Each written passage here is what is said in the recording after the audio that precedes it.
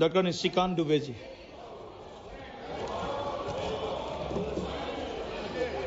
धन्यवाद अध्यक्ष महोदय। वैसे तो माननीय गृह मंत्री जी के और किरण रिजिजू जी के बाद बोलने के लिए कोई विषय नहीं रह गया है, लेकिन सभापति महोदय, मैं 2-3 चीजों की तरफ आपका ध्यान आकृष्ट करना चाहता हूं।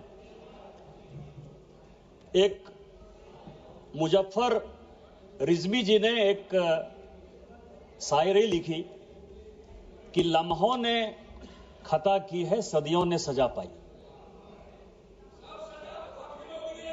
और क्या सजा है? ये पूरे दुनिया को जानने का सवाल है सर, कि बड़ा चर्चा चल रहा है कि हिंदू वक्फ बोर्ड में क्यों आए।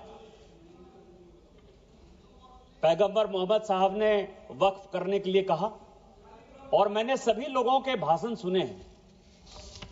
पहला वक्फ मोहम्मद साहब को जिसने किया वो ज्यूस था, वो यहूदी था चेयरमैन सर, और उसका नाम मुखेरक था।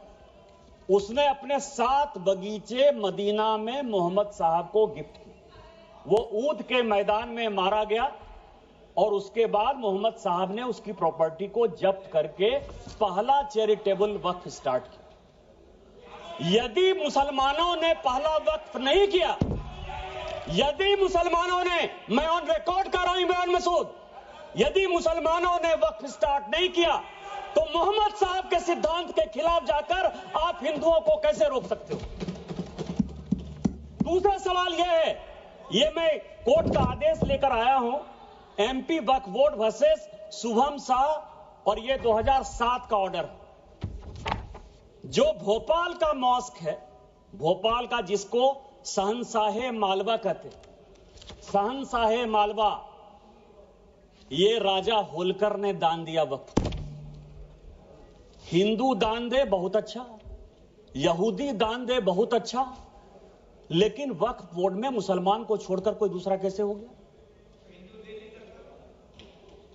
हिंदू ने दिया, हिंदू ने दिया। मैं उस पे आ रहा हूं। तो मेरा यह कहना है, ये जितने लोगों ने कहा है, उन्होंने पूरे दुनिया को झूठ बोला है। यदि वक्फ जियो ने स्टार्ट किया, यदि वक्फ की संपत्ति हिंदुस्तान में राजा महाराजों ने दी, तो किसी कीमत पर आप उसको, हिंदुओं को क्यों नहीं मेंबर बनाओगे? दूसरा सर, आज इस देश में फैसला हो जाना चाहिए। माननीय गृह मंत्री जी ने जिस चीज को स्टार्ट किया और जो छुलाकर छोड़ दिया, यहां गोरी आए, गजनी आए और बाबर आए, गोरी आए, गजनी आए और बाबर आए, तीनों लुटेरे के तौर पर आए ना? आप मानते हो कि नहीं? गोरी को और गजनी को आक्रांता मानते हो कि नहीं मानते हो? और यदि मानते हो तो हिंदुस्तान में सभापति महोदय, हिंदुस्तान में पहले वक्फ की शुरुआत गोरी ने की। यदि गोरी ने की, गोरी ने हिंदुओं के संपत्ति को लूटा, और उसी में से 2 विलेज, कहां लिखा है? इतिहास है, इतिहास के पन्ने से आप नहीं लड़ सकते हो। यहां हिंदुस्तान में गोरी ने वक्फ की स्टार्ट की, और आज जो है,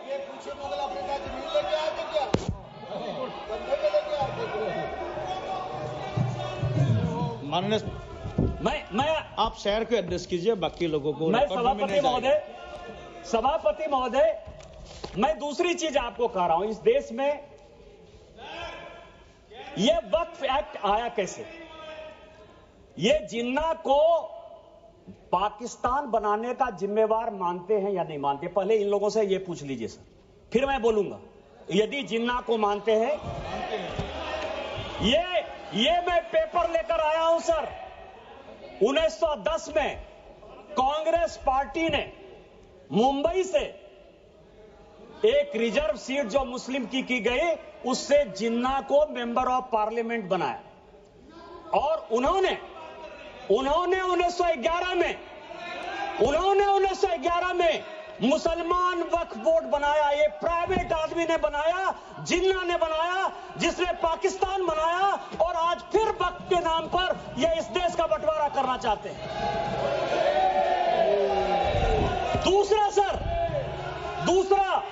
दूसरा आजादी के बाद यहां सभी मेंबर ऑफ पार्लियामेंट बैठे हुए हैं। सभापति महोदय, यहां सभी मेंबर ऑफ पार्लियामेंट बैठे हुए हैं। एक मेंबर ऑफ पार्लियामेंट बताए कि किसी का प्राइवेट मेंबर बिल पास हुआ है? एक मेंबर ऑफ पार्लियामेंट, यहां पार्लियामेंट में 77 से स्वागत भाव बैठे हुए हैं। एक मेंबर ऑफ पार्लियामेंट बताए कि 77 के बाद से एक भी प्राइवेट मेंबर बिल पास हुआ है? मेरा पास हुआ है, इसलिए मुझे पता है कि मेरा रिजोल्यूशन पास हुआ है। क्या रिजोल्यूशन पास हुआ है? धारा 370 खत्म होना चाहिए, 35 से खत्म होना चाहिए, कश्मीरी पंडितों को अधिकार होना चाहिए। वो इसलिए पास हुआ कि भारतीय जनता पार्टी की आइडियोलॉजी थी। मैं भारतीय जनता पार्टी का सांसद था, सरकार उसको पास कराना चाहती थी, इसलिए पास हो गया। ये जो 1954 का वक्फ एक्ट है, 1952 में सभापति महोदय काजमी साहब लेकर आए। एक प्राइवेट आदमी प्राइवेट बिल लेकर आया, और उसके लिए जब ये बिल पास हो गया तो सेलेक्ट कमेटी बनी, और उस सेलेक्ट कमेटी के जो मेंबर थे, अमजद अली, आप मुसलमानों की बात करते हो, 2 लोगों ने डिसेंट नोट दिया। एक का नाम था मोहनलाल सक्सेना और दूसरे का नाम था अमजद अली। उन दोनों ने कहा, सब कागज लेकर आया हूं, कि अगेंस्ट द कॉन्स्टिट्यूशन है, अगेंस्ट द आर्टिकल 14-15 है, अगेंस्ट द कॉन्स्टिट्यूशन का जो आर्टिकल 25 है उसका वायलेशन है। लेकिन कांग्रेस मुसलमानों के इम्पीचमेंट की पॉलिटिक्स के कारण इस बिल को पास कराना चाहती थी, और यह प्राइवेट मेंबर बिल के तौर पर एक वक्त बिल आया। क्या आप गैर सरकारी बिल को जो है सरकारी बिल बनाकर इतने दिनों तक मुसलमानों के लिए एक अधिकार की बात करोगे? किस तरह की राजनीति कर रहे हो आप?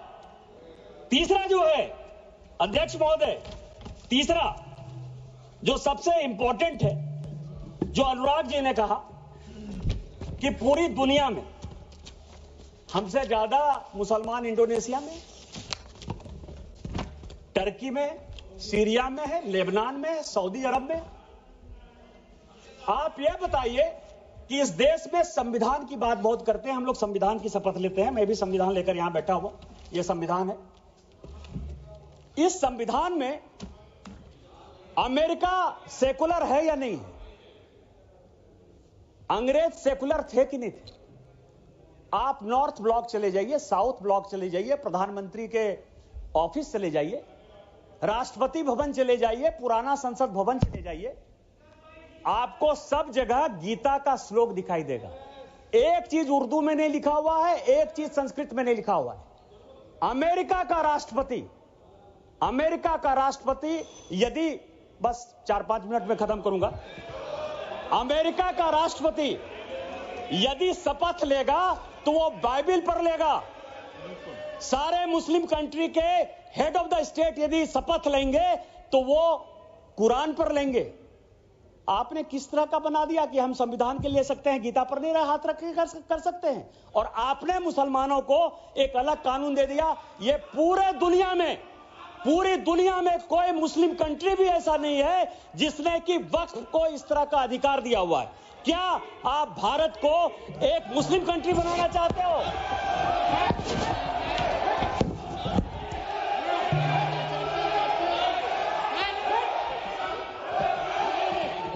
मैं सभापति महोदय इस सदन की जानकारी के लिए 1947 में जब जवाहरलाल नेहरू ने शपथ लिया ना प्रधानमंत्री पद का, तो यह संविधान नहीं था। उन्होंने गीता पर हाथ रखकर जो है शपथ लिया था प्रधानमंत्री का। उनको आप सेकुलर मानते हो कि नहीं मानते हो? मैं भी पूरा पढ़ के आया। गीता पर हाथ रखकर, यह संविधान की शपथ नहीं ली थी नेहरू ने, उन्होंने गीता की शपथ खाई थी। क्या आप उनको सेकुलर मानते हो कि नहीं मानते हो? तीसरा सर, यह जो वक्फ है, अभी बहुत चर्चा चली सर कि वक्फ अलग है, रिलीजन अलग है। सुखदेव जी बैठिए, सुखदेव जी बैठिए। सभापति महोदय, मेरे यहां 12 ज्योतिर्लिंग का एक ज्योतिर्लिंग है।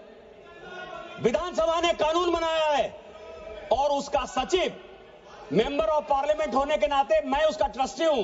मेरे पहले जो सांसद थे फुरकान अंसारी, वो उसके ट्रस्टी थे, और अभी 6 महीने पहले तक हाफिजुल हसन, एक मुसलमान, हमारे बैद्यनाथ ट्रस्ट का सेक्रेटरी है। आप किस तरह की बात कर रहे हो? आपका तो एक उदाहरण दे दो। मैंने दे दिया उदाहरण, मेरा ही उदाहरण है, और आज आप इस तरह की बात करते हो। तीसरा सर, बस चेयरमैन सर, दो चीजें और भी बहुत इंपॉर्टेंट है, मैं लेकर आया हूं सर। एक इवैक्यू प्रॉपर्टी एक्ट बना।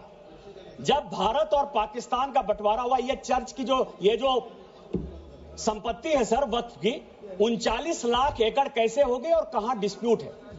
जब भारत पाकिस्तान का बंटवारा हुआ सभापति महोदय, तो जो यहां से भारत के लोग पाकिस्तान गए या पाकिस्तान के लोग जो यहां आए, उसमें जमीन का भी आदान प्रदान हुआ, और यह तय हुआ, और यह हाउस को जानने वाली बात है कि जो भी पाकिस्तानी यहां से गए, उनकी प्रॉपर्टी इवैक्यू प्रॉपर्टी एक्ट में भारत सरकार की होगी। जो 1984 में राजा साहब बता रहे थे कि इवैक्यू प्रॉपर्टी एक्ट को क्या किया, पाकिस्तान में जाकर जो यहां से भाग के चले गए सर, जो कि इवैक्यू प्रॉपर्टी एक्ट या एनिमी प्रॉपर्टी एक्ट हो सकता था, उन सबों को पाकिस्तान जाकर उन लोगों ने कहा कि यह वक्त की संपत्ति है, क्या आप एनिमी प्रॉपर्टी को, और मैं होम मिनिस्ट्री के 5 आदेश लेकर आया हूं कि यह इवैक्यू प्रॉपर्टी एक्ट है और यह वक्फ ने ले लिया है, यह इलीगल है, यह कानून का। आपको पता है जो बात कहा, आपको यह धर्म की बात करते हैं सर, वक्फ ने आईटीसी विंडसर बेंगलोर, ये पूरे समाज को आईटीसी विंडसर बेंगलोर वक्फ की प्रॉपर्टी है, 5 स्टार होटल को दे दिया। वहां जो है सुअर लोग खाते हैं। किस वक्त की बात करते हो? किस वक्त की बात करते हो? 12,000 किराया देता है, 50,000 किराया देता है। यहां ताज मानसिंह है सर, एनडीएमसी की प्रॉपर्टी है, 150 करोड़ रुपया साल में ताज भारत सरकार को देती है, और बेंगलोर में वक्त की प्रॉपर्टी आईटीसी विंडसर केवल 50,000 रुपया महीना में जो है अपना व्यापार चलाती है और सुअर खिलाती है लोगों को। किस तरह की बात करते हो? यही बात पर कानून तुम लागू करना चाहते हो, इसी तरह की बात करना चाहते हो। बस 2 मिनट में मैं खत्म करूंगा। मैं केवल ये करूंगा कि यहाँ तेलंगाना गवर्नमेंट है सर, तेलंगाना में ये और भी जानने की बात है, हैदराबाद में यहां बहुत आंध्र प्रदेश आंध्रा के हैं, म्युनिसिपल कॉर्पोरेशन आंध्रा ने 20 साल तक टेंडर फाइनल नहीं हुआ, क्योंकि जो राजा की संपत्ति थी, जो कि भारत सरकार या तेलंगाना सरकार की संपत्ति होती, उसको वक्फ ने ले लिया। यह सुप्रीम कोर्ट का आदेश है। सुप्रीम कोर्ट ने यह कहा कि 50,000 की प्रॉपर्टी, कम से कम 1500 एकड़ जमीन हैदराबाद शहर में जबरदस्ती वक्फ ने ले ली है। क्या इसी तरह का कानून आप लागू करना चाहते हो? मैं अंत में यही कहूंगा कि चाहे एनिमी प्रॉपर्टी हो, चाहे इवैक्यू प्रॉपर्टी हो, वो भारत सरकार की प्रॉपर्टी है, और आप ये वक्फ के नाम पर नफरत फैलाने की कोशिश करते हो। आपने जो है इस देश को वोट बैंक की पॉलिटिक्स में, मुसलमान की पॉलिटिक्स बना दिया है। हिंदुओं से आपका कोई लेना देना नहीं है। मैं अंत में केवल यही कहूंगा कि मैंने समंदर से सीखा है जीने का तरीका, चुपचाप से कहना, बहना और अपनी मौज में रहना, और अपनी मौज में भारतीय जनता पार्टी आगे बढ़ेगी, वक्त को पास करेगी, और हम जो है हिंदू मुस्लिम के बंटवारा को नहीं होने देंगे, एक अलग देश नहीं बनने देंगे, और इस कानून को पास कराएंगे। और संविधान का जो आर्टिकल 49 है, जो ये कहता है कि कोई भी प्रॉपर्टी जो भारत सरकार की है, एएसआई की है, उसका रखरखाव भारत सरकार करेगी। हम एएसआई की संपत्ति आपको नहीं लेने देंगे। ये संविधान की रक्षा करेंगे, भारत की रक्षा करेंगे, और माननीय प्रधानमंत्री जी के रहते सबका साथ सबका विकास के मापदंडों पर खरा उतरेंगे। इन्हीं शब्दों के साथ जय हिंद, जय भारत। धन्यवाद। माननीय सदस्य आबू ताहिर खान जी।